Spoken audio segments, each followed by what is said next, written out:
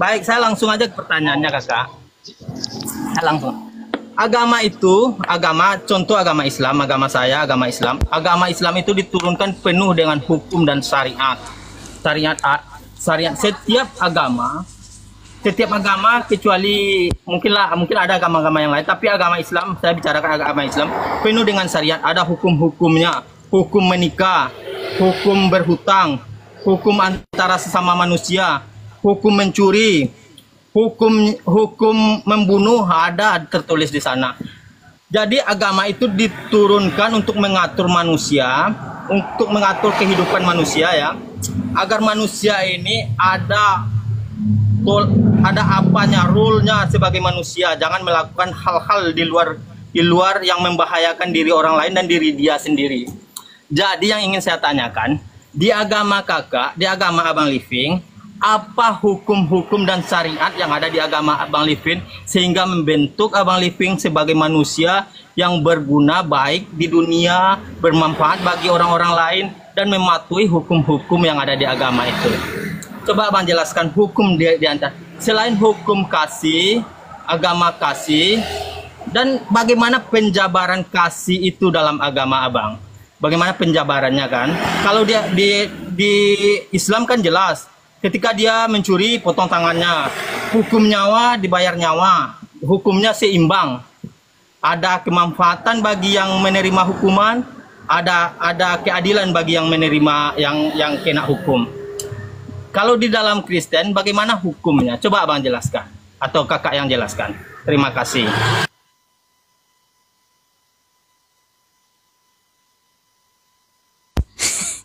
Tadi nanya apa dia itu? Bagaimana penjabaran hukum kasih itu di dalam Kristen? Ada nggak seperti di agama mereka ada syariat, ada aturan-aturan ya untuk menjaga pola hidup di dalam kita di dalam kita hidup sehari-hari. Seperti itu tadi ya Bang Rijal ya. Nah, bagaimana di dalam Kristen? Apakah itu ada atau tidak? Itu pertanyaannya. Iya, kalau dalam Alkitab kan sudah sangat jelas ya peraturan-peraturan atau apa saja yang harus kita lakukan dalam kehidupan sehari-hari. Bentar dulu, kan di agama kakak kan ada ajaran yang namanya ajaran kasih. Ajaran kasih itu bagaimana penjabarannya ajaran kasih tersebut? Ataukah kita mengasihi orang? Bagaimana aturan mengasihi orang? Nanti aku kasih kakak, nanti marah suami kakak. Kan ada batas-batas kasih dia. Bagaimana agama kakak menjelaskan itu? Oh iya. Baik, kalau dalam Alkitab semua dalam terjemahan memang semua diterjemahkan kasih ya. Tapi ada 4 jenis kasih yang dalam bahasa Yunani kita jelaskan di sini ya. Bentar dulu.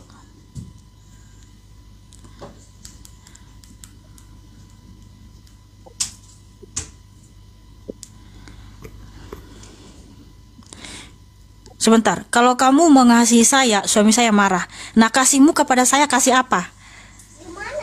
Apakah kasih agape, kasih pileo, kasih eros, atau kasih storge? Nah, kan ada macam-macam kasih. Ada 4 kasih. Satu yang pertama, kasih agape. Kasih agape itu adalah kasih yang tidak bersyarat, tanpa batas, dan tanpa egoisme. Kasih ini digambarkan sebagai kasih Allah kepada manusia. Jadi agape ini adalah kasih Allah kepada manusia. Itu dimiliki oleh Elohim itu sendiri ya. Yang kedua ada phileo. Phileo itu adalah kasih persaudaraan atau persahabatan yang melebihi ikatan keluarga. Kasih ini terjalin karena saling menguntungkan, menyenangkan, dan mengagumi ya. Ini kasih persaudaraan, kasih persahabatan. Nah, ada kasih eros. Eros itu adalah cinta romantis atau seksual yang terbentuk karena adanya rasa menginginkan.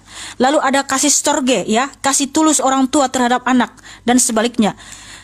Jadi agape itu kasih Allah terhadap manusia ya. Kasih pileo, kasih persaudaraan, persahabatan. Eros itu kasih antara suami istri. Nah, ini hanya bisa dimiliki oleh suami istri. Nah, kemudian ada kasih storge, yaitu kasih orang tua terhadap anak. Nah, sekarang kamu mengasihi saya dalam bentuk apa? Harus pileo, saudaraku, yaitu kasih persahabatan atau persaudaraan. Nah, kalau kamu kasih eros sama saya, itu baru suami saya marah karena kamu menginginkan saya ya. Itu namanya seksual, dan itu hanya boleh dimiliki suami istri. Nah, itulah macam-macam kasih di dalam iman Kristen. Bukan berarti kasih gitu kan. Lalu kita mengasihi suami orang, tapi kamu kasihnya kasih eros gitu. Itu nggak boleh. Harus kasih phileo. Nah, sudah paham? Oke, baik. Itu kan masalah kasih. Lalu masalah hukum. Kalau di Islam kan ada hukumnya. Untuk mencuri, menurut ajaran Islam itu potong tangan. Potong tangan. Kalau membunuh, nyawa dibalas nyawa, hukumnya dihukum mati juga. Kalau di agama kakak, saya cuma menemukan satu aja ajaran, ditampar pipi kiri, kasih pipi kanan. Nggak usah sok tahu. Kamu bertanya boleh, jangan sok tahu. Iya, Saya cuma nggak usah. Menemukan, bukan so Nanti tahu. saya tanya Quran. Iya, kamu bilang saya hanya menemukan. Iya, itu. Artinya kamu coba menafsirkan Alkitab agama lain. Bang, abang Itu tadi baru tanya, kamu dibilang abang kutip mengartikan. Al-Quran tadi sudah salah. Sekarang abang mau ulangi lagi itu. Ih, Itu masalahnya. Itu contoh hukum di dalam Al-Quran kan, dalam Islam hukumnya. sekarang gini, Anda ya, melakukan pencurian. kamu menjelaskan tentang Alkitab kami. Saya hanya menemukan. Itu jawabanmu. Ya, Itu perkataanmu. Artinya, kamu menafsirkan agama Alkitab kami Kristen. Tapi kalau kamu bertanya, boleh. Kalau seandainya ada yang lain, abang jabarkanlah. Ada hukum-hukum yang lain di dalam Kristen. Oh, jelas ada. Coba Ya, abang dalam 10 jabarkan. perintah, Itu makanya jangan itu yang membunuh, saya tanya. jangan berzina, ya, jangan mencuri, jangan mengingini harta sesamamu. Ya, itu ada di dalam Alkitab kami Kristen.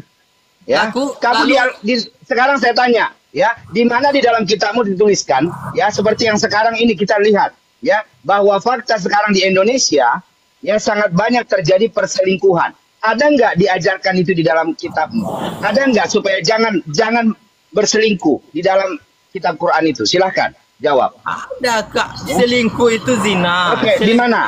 Hukum zina itu hukum rajam kalau kita Di mana tertulis? mengikuti Ada. hukum Islam. Itu hukum zina itu dirajam banyak sekali di zaman Nabi, orang-orang yang sudah dirajam. Jadi ketika sebuah negara Ya, ini, Bang, tertulis di mana? Tertulis di mana? Jangan berzina. Di hadis.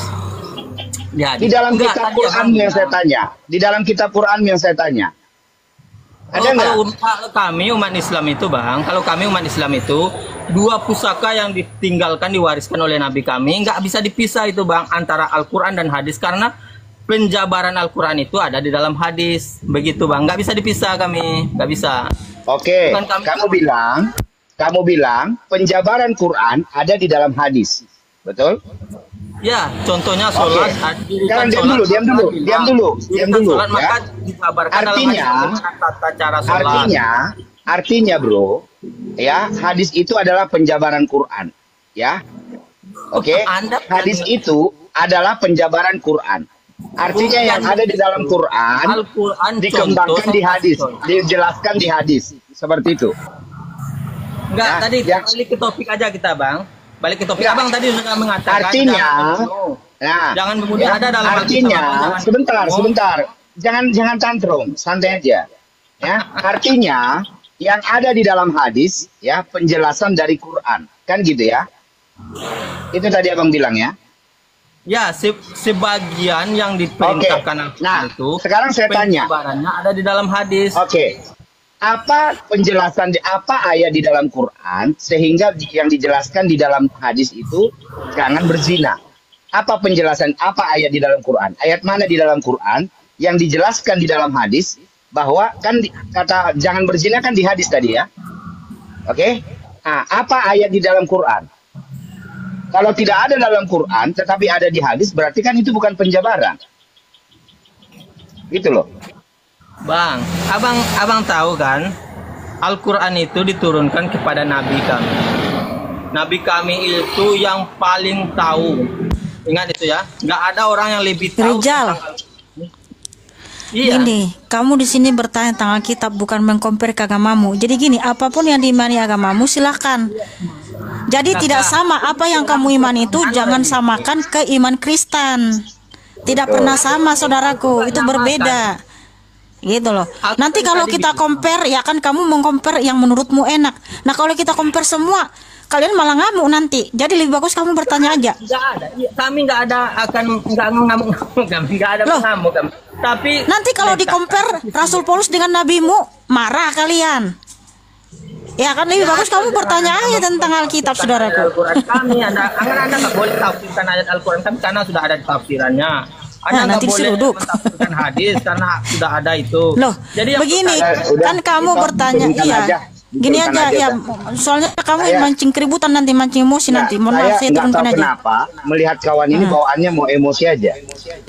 Iya. ada. Iya.